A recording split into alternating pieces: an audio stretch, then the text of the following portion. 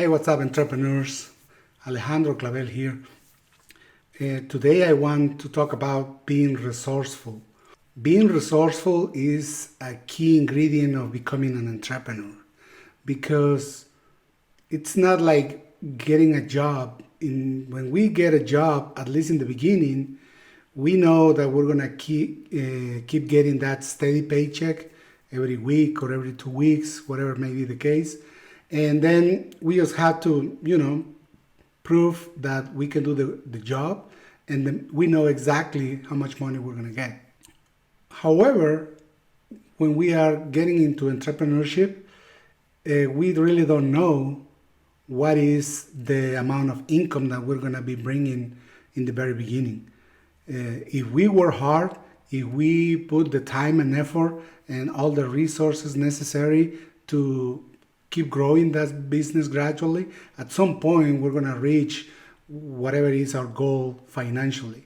And then at some point we're going to, control the growth in line with our objectives. If we put a number and we want to reach that number and keep that number from that moment, then we must have a plan for that. If we want the income chart to keep going up as time goes on, then the plan is different. So whatever your financial goals are, the point is that in the very beginning of the entrepreneurial journey, there is no guarantees. And you might have heard this statistic before, that 95% of the new businesses fail. And this is not to disappoint you. This is to make you understand that if you are starting to get into the online business world or any kind of business, the odds are not in your favor. They are against you. But at the same time, it's the same situation with any entrepreneur out there. Anybody who has a dream out there trying to make that dream become true, they have the same odds, the same probabilities that you have in order to bring that dream into reality. So being resourceful, it can be defined in different ways. And some people complain that they don't have money, they don't have a rich uncle, they don't have people who can support them, nobody believe in their dreams, and they use those excuses to not even try, to not even getting started.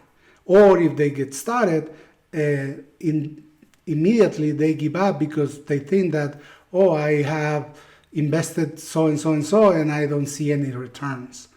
But the problem is that entrepreneurship is not about just creating money, because eventually you can get into a business that it might be, not so legal or not so honest, and make you some money. There are different business models. They call it business models or business opportunities. And what they are trying is to make a quick buck out of you. And they put you in these frameworks that it's hard to explain, or sometimes it's easy to explain, but not very easy to implement. So you might make some money in the beginning and you might get excited and you might think that, this is it, this is the golden egg goose, but then at some point that thing disappears. It's just a quick touch and go, and then you don't have any more income. The reality of entrepreneurship is that there is no guarantees in one single product or service that you might be offering and that is going to be a big hit. And let me give you a couple of examples. A few years ago, a lady invented a little toy for his autistic kid to, have something to do with his fingers. You remember that, right? It's the fidget spinner. And that little toy became a huge sensation, and it conquered the world, and it became a hot selling product. And next thing you know, you saw all the websites, all the stores full with that little toy. And where are those right now? Have you bought one of them recently? If you ever bought one, When was the last time that you bought one of those? So somebody might make a lot of money with that little toy, and he convinced some people that they will make a lot of money, and probably they did. The problem is, if they relied on that business by itself, today they are not making any money. They are still out there. However, nobody is selling thousands or millions of those little things. And today, in these days that we're living in the pandemic, you see the masks, right? Because now they have become a mandatory item to wear in many places. It has become like almost a commodity, right? People are thinking about what it's the next model that they are gonna buy in the design, the colors, the different pictures or whatever in the mask, so it matches their clothes. Me, I don't care. I honestly don't care about matching my clothes.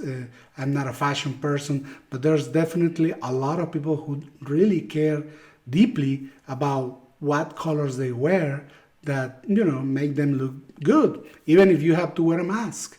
That's what we are facing today. So today, a lot of people are making money out of selling masks. Of course, you have to, make them very cheap, sell them to a decent price, competitive, and that's going to make you some money. But does that mean that in 1 year, 3 years, 5 years, 6 years, you're going to keep making money out of that? If we don't go out of the pandemic, maybe, but there's some level of certainty that at some point we're going to be over that situation and we're going to be able to get back to normal without having to wear a mask. Probably by that time, the valuable thing is to maybe hold any kind of record of who has the biggest collection of masks, or maybe who has the most beautiful mask in the world, or I don't know. But definitely selling masks to the people, and at some point is going to be a business that is not going to work anymore. So as an entrepreneur, you need to understand that you might start promoting a product and it's going to do well, and then that product you're going to have to move to a different product so you can now keep making those profits. And there's going to be some products that are going to have a long life, and there's going to be a product that is going to be a season product, or is going to be a 1 year, 2 year kind of product that is not going to keep you making money forever. I remember at some point one of my friends, another entrepreneur, he was selling a product in Amazon that it was this little tiny cable that allow you to connect your phone to your computer or a portable charger, so you can do it without carrying the long cable.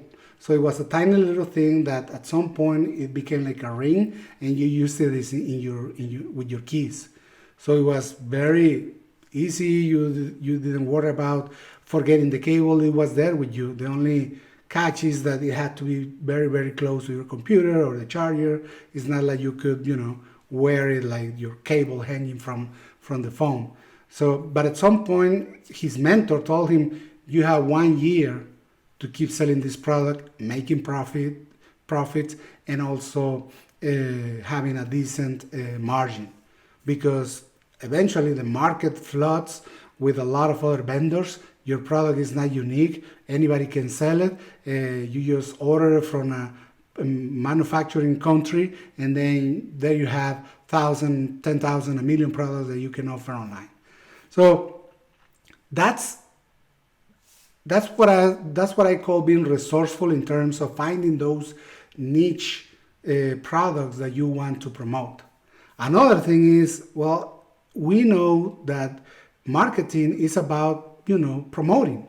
And promoting might mean that you need to pay for ads, that you need to write a lot of blogs, create a lot of copyright articles, and then post them online so you can create that traffic. So the key piece, if you want to promote a product, is paying for your marketing. So being resourceful, again, it's like it gets you in a corner And now you have to decide, okay, if this is something that I want to do, if this is my passion, what should I do if I don't have the resources to invest in my business? If I don't have money to invest in ads, in Facebook, in Google, in any other platform. So here's where it comes to be resourceful and to find those sources of money that can get you through that process of promoting your business. Because in the beginning, nobody knows you, right? Nobody knows me unless I keep posting these videos, unless I keep adding value, unless I giving something for free, and unless I'm coaching, unless I'm mentoring, unless I'm answering questions in groups, in chats, in other networking platforms. If I don't show my value, then nobody cares about what I do, nobody cares about what I promote. So this is the groundwork that we have to do as entrepreneurs to put ourselves out there and work in our personal branding, right? To let go of the fear of being on camera, talking to no one like I'm doing right now. And then at some point, having those interactions with people that like your videos, that like your posts, that click the links that you are promoting, and at least taking a peek, and at some point some of them making the decision to buy something. But that at some point, when you get into that race of trying to grow your business, you need that influx of cash, influx of money to put into your business. You're going to have to invest. If you don't want to invest, if you think that somebody's just going to give you a copy and paste link and then you're going to make money, entrepreneurship is not for you. Some people, and I remember a guy at some point invited me to his house, and then he started talking about some MLM company, and he was trying to get me into that when he didn't even know the products that he was talking about. So it's very difficult to get into something that somebody is promoting when they don't really have made their research, they haven't proved, they don't have proof that the product is good, at least. And it's best if you have experience with the product, if you have used it, if you have put it to work and then get the results that you are promoting. So for me, sometimes I need cash, and sometimes I need to go into sources of funding.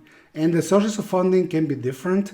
They can be credit cards. It can be your savings account. If you have a decent 401k account or IRA account, there's different mechanism for you to access that money without being penalized. And if you don't have all those resources, any of those choices are not available to you, then maybe you need to get in front of a company that gives you loans in order to get the cash that you need to invest in your money. You need to be very careful to put together your business plan and to have a solid strategy and a solid commitment to yourself to put the work so you can at some point create the income to pay that money back and then get your business off the ground. And again, this is not me trying to get you going into debt, because debt is not for everyone. You have to be very careful, and I'm not a financial advisor that can tell you what you can do and how it's going to work for you. I can only share the experiences that I have and what has worked for me, and you're going to have to make your research in order to find what is going to work for you. So let's say you want to, get a loan. You need to have a plan on how you're going to spend that money, and then try to, at some point, make those checks to see if the results that you're expecting, they are coming through. And the result doesn't mean, I have to make this kind of sales. Sometimes when we are promoting our brand online, we're going to have to measure the success differently. Because in the beginning, it's about getting our brand out there. Meaning, if I have a Facebook page, how many likes did I accomplish for my page? on this week or on this day or on this month, meaning that's my audience. I'm growing my audience. There's other resources, other tools that help you create or increase your email list.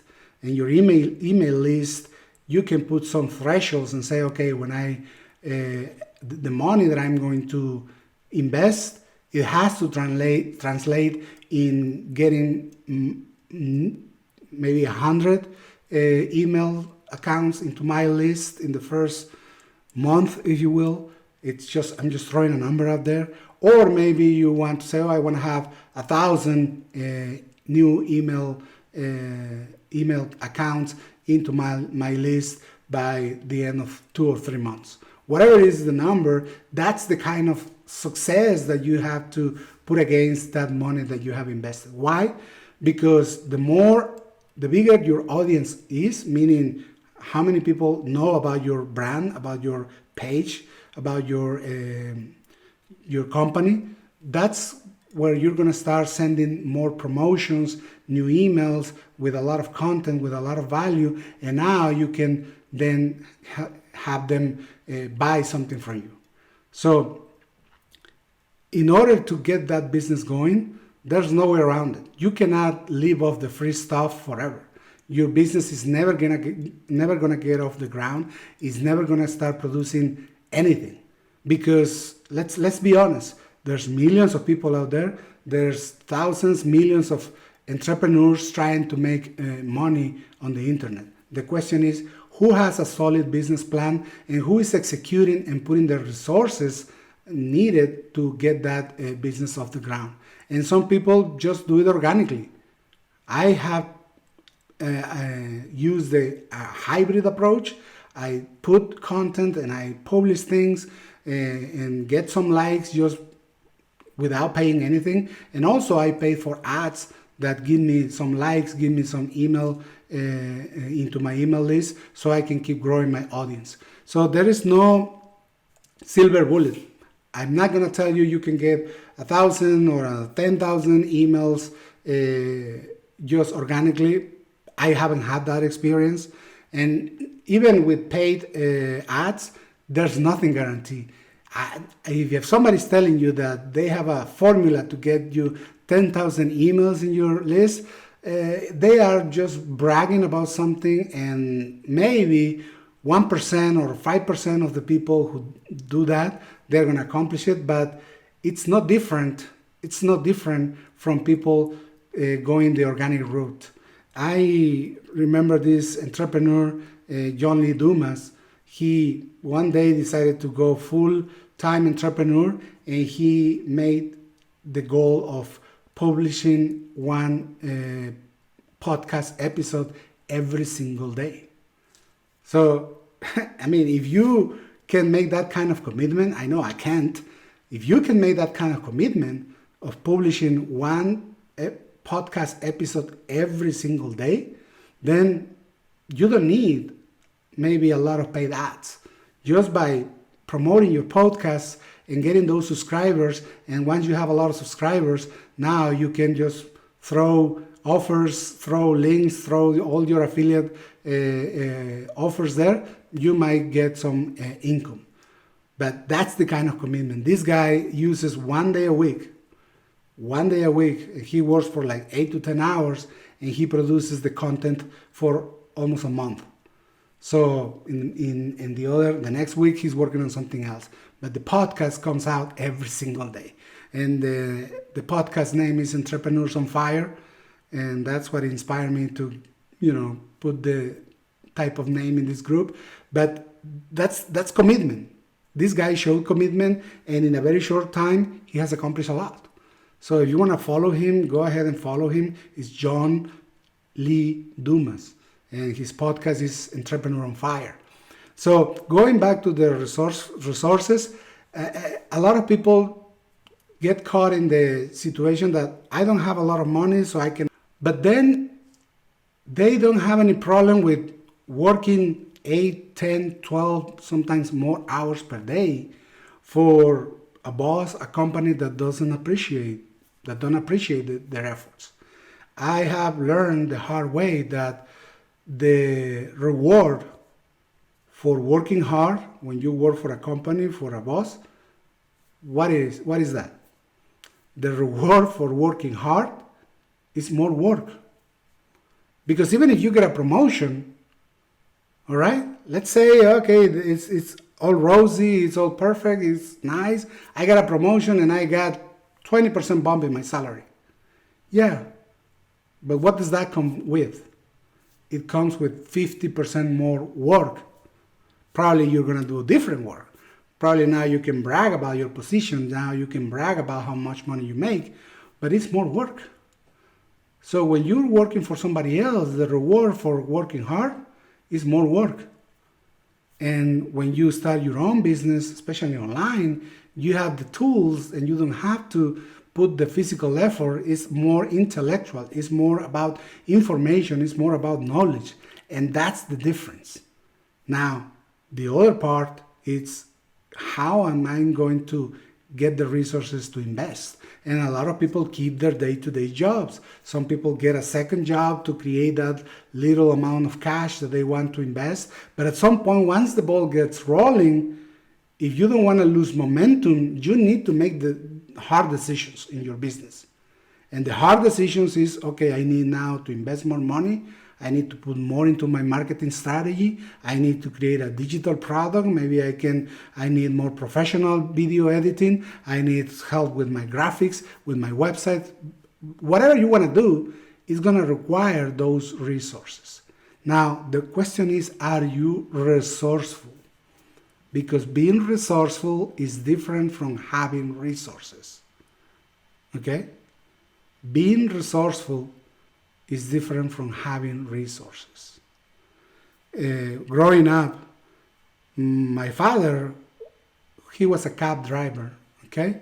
He didn't make a lot of money. And I don't remember one day that we didn't have food on the table. And I honestly, sometimes I don't know how he did it. And the only thing that he told me at some point when we talked is, well, when you make a commitment to your family, you gotta find a way, right? You gotta find a way because it's your family, you love them, and you're gonna do everything you can to, satisfy the needs of your family. At least the basic needs. There was never vacation, there was never a big allowance, there was never more clothes than the necessary. It was one pair of shoes per year, one pair of tennis shoes per year, and that was it. And those 2 pairs of shoes were used for sports, for school, for parties, for anything. All right? However, he made it happen. So when you get into entrepreneurship and you want to have your business, now you have to make that kind of commitment. I don't want to suggest doing anything illegal because that's not what I'm about, but definitely you have to find resources. And some of the resources is, getting those loans to the amount that you can afford, to the amount that you can pay back in order to, grow your business. And in the beginning, you have to be conscious that you're not going to use the revenues. You're not going to use the profits for yourself. You have to keep reinvesting in your business. So if you don't have a job, you better get a job. If you have a job, you better keep that job. And if you have a cushion to work in your business, you just need to manage that cushion, that money that you have in reserve. You need to manage it wisely so you have a certain time that you can invest in your business full time without losing sight of the basic needs of you and your family. So having those resources is key. And at the end of this video, in the comments, I'm going to share a link to one of the companies that is offering funding for entrepreneurs, beginnings or already established entrepreneurs. And the requirements are not too difficult. So if you have a 650 points in your score, in your credit score, you can have access to sometimes zero interest in some loans. But this is something that You have to, check carefully. Sometimes you have to talk to your spouse if you are married, or if you have a business partner. You need to have those conversations and really justify getting these kind of loans. But if you don't do it, and if you don't at least think about it, that means that you're not cut out to be an entrepreneur. And maybe you're okay with, getting your business off the ground in 5 years or in 10 years. But I can tell you that a lot of people have taken that time and they have gotten nowhere. So investing in your business is investing in yourself. Because when you invest in your business, you're learning. The learnings, the experiences, the networking, the getting to know your customer base, your avatar a customer is something that is for you. It's not for your boss. It's not for your teammates. It's not for a company that you might be working for today. It's only for you. So being resourceful is making those hard decisions. Making those hard decisions, which they can be like making any other decisions. Like when you are buying a house or you are buying a car, if you're getting into debt to get those things, you're making a decision. And let's be honest, if you invest, if you buy a car, if you buy a house, you're not making money out of those things. And again, I'm not saying don't buy a car, don't buy a house, because those are things that we need. But investing in a business is even a more attractive proposition for an entrepreneur. Why? Because it's something that at some point is going to give you returns. So I leave you with that. I'm sharing a link to a company that is offering financial products that you can check out. And if you have questions regarding my own experience, how has it worked for me, leave me a comment, send me an email, and I'll be glad to answer your messages. I'm trying to give you as much value as I can. The experience that I have, it might be small compared to somebody else, but it might be bigger than somebody else. And here we are, entrepreneurs trying to help each other. So I wish you the best of success in your entrepreneurial journey. And take a look at the link and see if the information is useful for you. I'm working on creating more videos about mindset, because I think that's what is important. A lot of people have the means, meaning the money, but they are afraid to do this. And some people want to do it, they think that they can, but they don't have the resources. But in both scenarios, the problem is not the money or being able to do it. The problem is up here. The problem is we need to get out of our own jail. We put ourselves in our own jail because we think that we are not capable of doing something, we are not worthy of doing something, we don't deserve to do something, and those things are what keeps us from doing things. They say that there is a 7-year-old kid in our mind that is telling us that, who do you think you are? Where are you going with this? You're gonna fail. You should never try something like that. And it's not your fault. We have been educated, we have been raised that way, that we had to go to college, we had to get a degree, and we had to get a job and work for 30, 40 years and then enjoy life, right? How does that work out? Do you see a retired person in their late 60s, early 70s? Do you see them enjoying life? The truth is that we work like slaves and we are not enjoying life. So for me, getting into the online business is allowing me to do that transition, and at some point maybe work half the time that I'm working on right now and make the same money. Or maybe I'm gonna make less money, but you know what? If you work 4 hours, your body is going to, react to those 4 hours. If you work 8 hours, your body is gonna react to those 8 hours. And if you work 10 or 12 hours, your body is also going to react to those hours. So what am I telling you? That your body at some point is going to give up. And then was it worth making a lot of money, working 80 hours per week, and then in your early 40s or early 50s being with a huge, big illness that is keeping you from enjoying life? at least it's not my goal. I want to be free in terms of deciding how many hours I work, how many money I can make, and then just live life not necessarily like a millionaire, just in the terms that I want to set. So if you want to set your own terms, you have to, make a conscientious effort and try to see if you would fit to be an entrepreneur. So check the link about those funding resources, and also there is a link in the comments about an online 15-day business challenge that it can give you a lot of insight. You're going to learn a lot of things about yourself, and you're going to learn if you have what it takes to become an online entrepreneur. It's less than a couple of Starbucks coffees, and it's going to give you a lot of value, and you're going to become part of a distribution list that is going to give you a lot of valuable information. And if you're just curious about learning something new, this is something that you definitely check out.